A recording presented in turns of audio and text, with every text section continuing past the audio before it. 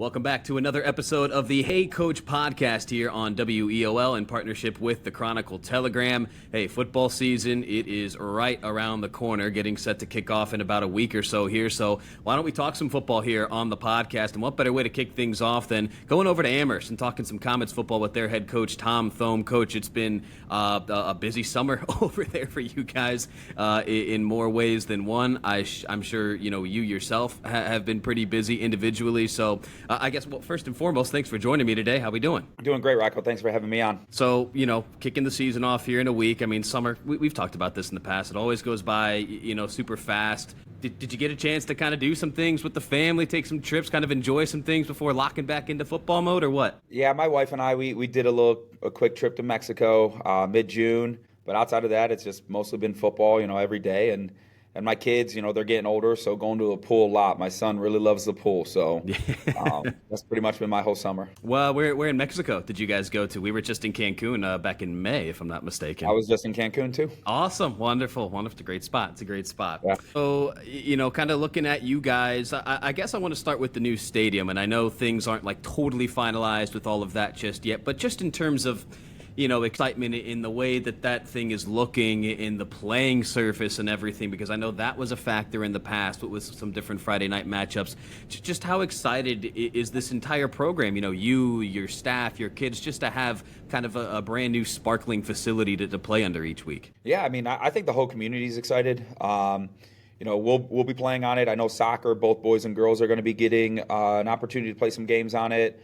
I know band, maybe not this year. We'll probably try to start hosting band competitions again. So we're all going to use it. Something I'm excited about is this spring. The goal is to make a junior high and also a varsity level girls flag football program, since we're going to have turf. But no, the kids are excited.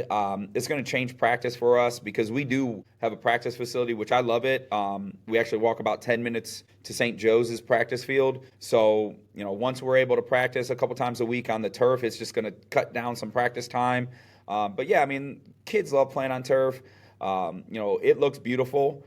I don't know if you guys have gotten to see. I know Mr. Molnar posted some ppictures yesterday. Mm-hmm. The logo is like oversized. Yeah. So that's actually really cool. But everything looks so clean. It's funny. When I first got the job, I was a track coach for a long time.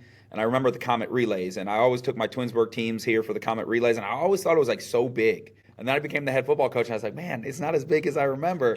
But now that everything looks so new, the whole facility looks bigger, everything looks so clean. So we're all really excited to get going and when it opens up. And this is year number what for you as head coach at Amherst? So I'm going into year 3. Going into year 3. Okay. Yep. So, I mean, just from just kind of an overall standpoint, I mean, obviously you guys have been winning more football games than when you had initially joined on, right? You've certainly got things turned around in that. We talked about that a lot last year, too. And, with the new it just feels like there's a lot of momentum with this Comet football program right now. Is that something that you can feel yourself, and then from a community support standpoint as well? Yeah, for me personally, I'm overwhelmed with the support I get out of my quarterback club, out of the administration. Obviously, the community voted for a levy for all of this to work out. So personally, I'm so overwhelmed with everything that I feel like they've given. They didn't give it to me, but I feel like I've gotten since I've been here over the 3 years.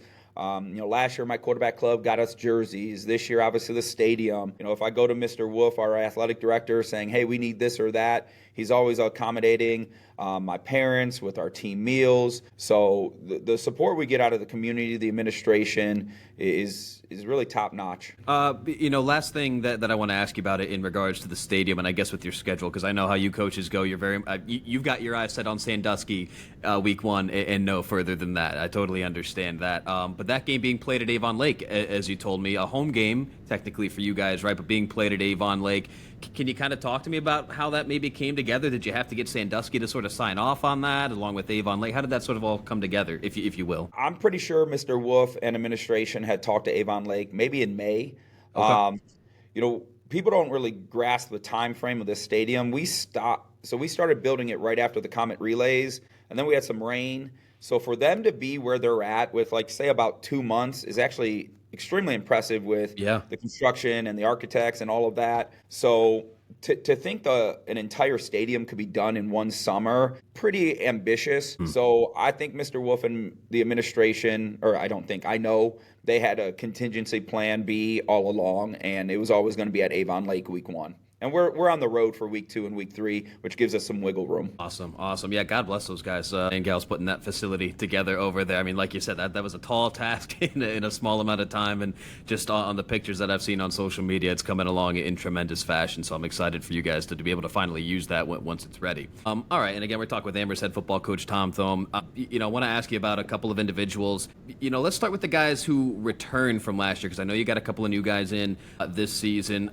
David Duziak. I mean, got to start with that young man, just the ultimate Ironman competitor, it seems, on a week-in, week-out basis. He's someone we've talked to you a lot about in the past. What are kind of just some general expectations that you'd like to see from him this season? Well, the first thing, Dave put on some weight this year. He's up to about 170, and you can see it physically. And he knew he had to put on some strength because when you get deep into the Southwest Conference, these defensive backs, these outside linebackers are a lot more physical. And David does everything right. I trust him at corner. I trust him at slot receiver. He's a leader. He's going to do great things this year. To me personally, going into year 3, and he's been playing for me since sophomore year, he's kind of like the kid on that field. I just trust in all situations. We're going to be able to get him off special teams this year. But if I need a punt caught, and I know I need that punt caught, it's going to go David Duziak. And he really drives the passing game for us in our offense. Let's talk about the passing game. And I guess sort of on the flip side of that coin, right, you had a established relationship with Dave Duziak. You get a new quarterback in this season with Cy Christensen. How has sort of the integration, I guess, with him, the rest of the locker room, the offense, how's that sort of gone this summer for you guys? Well, Cy was easy. Cy's lived in Amherst his whole life. He's been playing AAU basketball with David, with Peyton, Patrick Fellenstein. I know he played AAU in junior high school. So Cy's always known all these kids. In terms of integration of the offense, when he got here, we knew his deep ball we didn't have to work with that. There were some things in our system that he really didn't do at his previous school. I think he's going to shock some people with how he can read the game. I think he can shock some people with how he can run, because I know he wasn't asked to do that much. But in our offense, our quarterback has got to be a run threat, and he's done a great job. He's a great kid. He actually transferred into Amherst in the 4th quarter. I know the teachers love him. The rest of the student body really liked him. So he really came in and just fit in. But I think it's because he's been an Amherst kid his whole life. Okay, I didn't even realize that about him, that he was an Amherst kid his whole life. So that's pretty cool. We know you guys like to run your quarterbacks over there. I can still see Cole sprinting up that sideline last year over at Midview. That's one of my favorite calls that I've gotten to do here at WEOL. So that's awesome.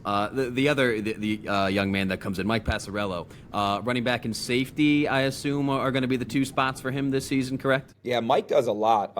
We really like our running backs. We have a senior in Peyton Gillis, and Peyton could have played last year. Since we 2 platoon, there was really never a point to get JR off the field. So Peyton played some defense. Peyton's going to kind of go into our lead running back with Michael as well. And they're 2 kind of complementary backs. Peyton is pretty complete. But he's a little bit more of a downhill runner where Michael can get the edge really well. But on defense, obviously you can tell Michael is a coach's kid. He knows the entire defense. It's like having another coach out there. And the thing that I love as a special teams guy, Michael is a heck of a returnman. And I did not like game planning against him the last 2 years. It was, last year at Midview it was Michael and Dior, and I pretty much told our kicker, Jack Coleman, kick it out of bounds, man. Don't let either one of these 2 guys touch the ball. And now having Michael as our return person, with Nick Wilkinson, with Cale Charles, and David, I mean, that's a pretty dangerous group of returnmen. And with him at safety, I mean, he had one of the biggest hits I think I've seen last year in a game over at Elyria Catholic. I mean, he flies around that football field, like you just said. I mean, he has a motor. Well, so Michael transferred in. His family moved here midway, probably in the 3rd quarter. Okay. And the first thing I noticed about Michael is he got significantly bigger. Talking to his family, it was the first year he's had an off season because he had shoulder surgery the year before. Michael's put on about like 20 pounds. He's a good about 195. And he looks it. He looks significantly bigger. And I'm looking at this safety, 6'1", like 190, and I'm like, shoot, man, that guy's a monster. And he comes downhill. There's times in practice between him and Morales and Tyler Den, I'm just praying they don't just take someone's head off. And they're good teammates. They slow down. Yeah. But when they go, they go. And it's hard to stop those type of kids in practice because they just have an ability to get to the ball and want to do bad things. Yeah, oh yeah. Let's stick with that defense. You mentioned Tyler Den there, Patrick Fellenstein. We mentioned him already. Mason Morales as well. I mean, you've got some physical guys on the defensive side of the ball. What's kind of just the general outlook for that group of guys this season? So we're switching from a 4-front to a 3-front, and we bring back everyone on our D line. Patty, Andy Malloy, Jordan Hatfield. They've all got varsity experience.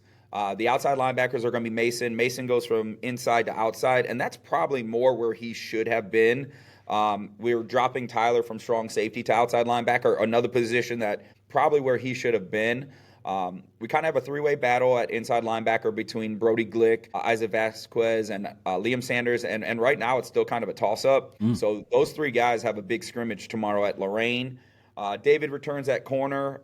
Jack Coleman, with Cy Christensen coming here, Jack was going to be in a quarterback battle. So Jack gets to play some defense and offense.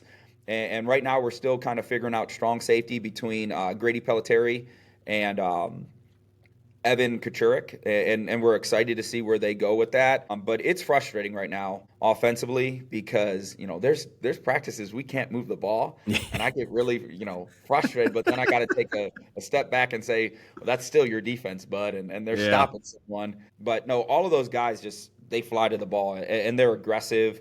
I've been really pleased with Jack Coleman, and I think we all know what Jack does on a basketball court. But this summer, Jack had to, look in the mirror and say, I could either be the best athlete or it's time to be the best football player. And what I mean by that is, Jack does things that no one else can do. And I'm not trying to blow smoke up, but like when he's at quarterback, he does zone read, and I don't understand how he does it. But on a football field, you got to do the little things right. And at corner, Jack is working, every single day to get better at the little things so he could be a great football player. And that's what gets me excited a lot about him. And we got another corner in Cole Lugar, who's a state placer at pole vault. He's getting in the mix. So we really like kind of our depth on the defense. And it helps us go to platoon because outside of David, I don't really got to use any of those guys on offense. Jack will have some plays on offense, whether it's at quarterback, at slot. Because like I said, when the ball's in his hand, he does some things that very few people can do. You mentioned everybody up front defensively being back. It's the same for your offensive line as well, if I'm not mistaken, right? You get everybody back? Well, what's interesting is, Jordan Hatfield started on the O-line last year, and he's not even going to play offensive line. Oh, wow. We bring Jay Bush back at left tackle. We got a sophomore in Evan Swears. He's going to start at left guard. And then we bring back Thornsberry, we bring back Farlow, and then Christian Wolf is going to man right tackle. And he didn't start last year, but he played a lot of minutes. Okay. So we've got 6 guys with varsity experience, and we have another sophomore, Ethan Vincent, who's kind of like our swing lineman. He can play center, guard, tackle. He's going to get some minutes this year. Our smallest lineman this year is 6'3", 225 pounds. Wow. We've got significantly more size in those top 6 to 7 linemen that my first 2 years here, we didn't have, the biggest boys. We had tough kids. They played hard.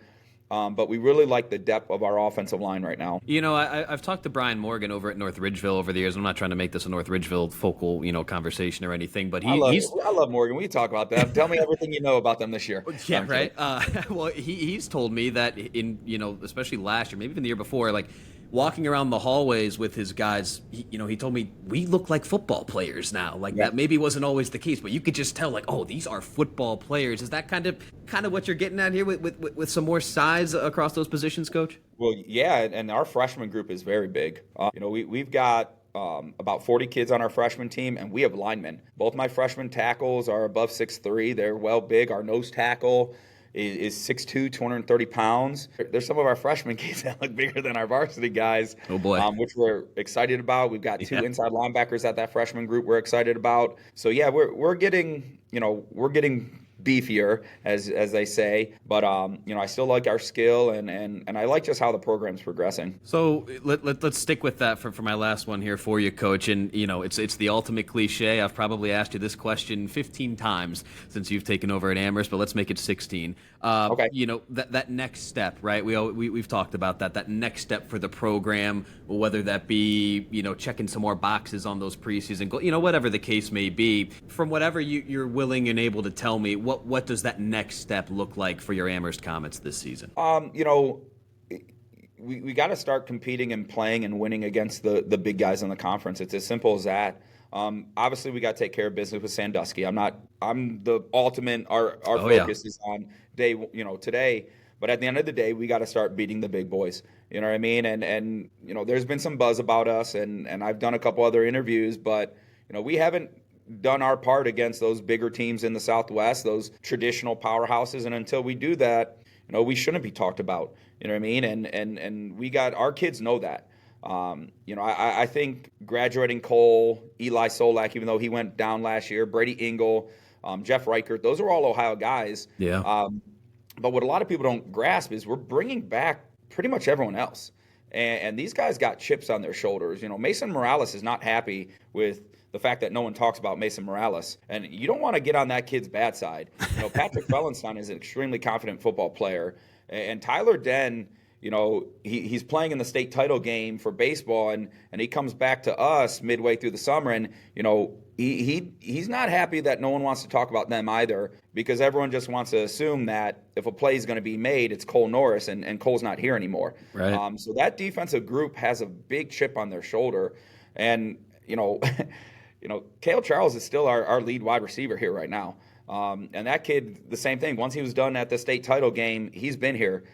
We get Nick Wilkinson, who might have been our starting quarterback, but because we have Cy, he goes to wide receiver.